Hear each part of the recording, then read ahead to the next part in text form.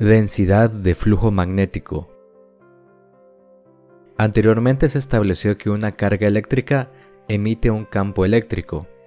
y que un campo magnético se puede representar con un par de polos, siendo el polo norte donde se emite el campo y el sur donde regresa, donde el campo eléctrico tiene unidades de voltio por metro y el campo magnético en amperio por metro. Además, se observó que las líneas de campo eléctrico se pueden representar como líneas de flujo eléctrico, que tienen unidades de Coulomb. Se puede hacer la misma analogía para el campo magnético, obteniendo un flujo magnético, con unidades de Weber. Además que la densidad de flujo eléctrico se definió como la cantidad de líneas de flujo eléctrico que atraviesan una superficie, y esta tiene unidades de Coulomb por metro cuadrado, por lo que en el campo magnético ocurre lo mismo. Se presenta una densidad de flujo magnético que tendrá unidades de Weber por metro cuadrado. O Tesla. Despejando los flujos de las siguientes ecuaciones y expresándolos de forma integral, se puede obtener el flujo eléctrico o magnético que atraviese cualquier superficie al conocer los vectores de densidad de flujo eléctrico y magnético. Anteriormente se observó que el flujo que atraviesa una superficie cerrada era igual a la carga encerrada por esta superficie, la cual era la ley de Gauss para campos eléctricos en su forma integral. Pero, para el caso del campo magnético, ¿existe la posibilidad de tener un polo encerrado? La respuesta es no, por la no existencia de un monopolo magnético, por lo que esta integral de superficie cerrada será igual a 0, que es la ley de Gauss para campos magnéticos en su forma integral. Aplicando el teorema de divergencia en ambas ecuaciones, tomando en cuenta un volumen muy pequeño que tiende a 0,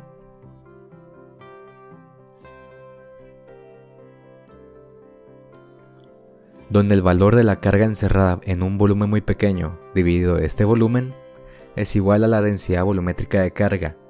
y esto constituye la ley de Gauss para campos eléctricos en su forma diferencial, recordando que el operador divergencia representa un flujo de entrada o de salida, indicando que el flujo de la densidad de flujo eléctrico es causado por las cargas eléctricas, mientras que para el caso del campo magnético, 0 partido de cualquier volumen por pequeño que sea, será igual a 0, por lo que la divergencia de la densidad de flujo magnético es igual a 0, constituyendo la ley de Gauss para campos magnéticos en su forma diferencial. Esta expresión quiere decir que no existe puntos en el espacio donde se emita o se pierda flujo magnético, porque no existe fuente como tal, ya que todo campo magnético se cierra siempre sobre sí mismo. Además, se había establecido una relación entre la densidad de flujo eléctrico y la intensidad de campo eléctrico, por medio de la permitividad del medio, que tenía unidades de faradio por metro, y esta era una medida que servía para representar la facilidad que tiene un medio para propagar un flujo eléctrico. Lo mismo ocurre para el campo magnético. Se tiene una relación entre la densidad de flujo magnético y la intensidad de campo magnético por medio de la permeabilidad del medio con unidades de henrys por metro. Y esto representa la facilidad que tiene un medio para propagar un flujo magnético,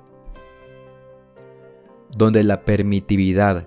del espacio libre era igual a 8.854 por 10 a la menos 12 faradios partido metro, y la permeabilidad del espacio libre era igual a 4pi por 10 a la menos 7 henrys por metro, donde se pueden obtener la permitividad relativa y la permeabilidad relativa del medio al hacer la razón de los valores del medio y del espacio libre, los cuales son valores útiles ya que son mucho más fáciles de manejar que los valores completos de permeabilidad y permitividad. Con estas expresiones se puede observar que la densidad de flujo eléctrico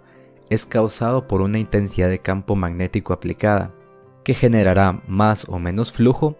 en base a la permitividad del medio, De igual forma, una densidad de flujo magnético es generado por una intensidad de campo magnético y la facilidad que tenga el medio de propagar este flujo por la permeabilidad del medio.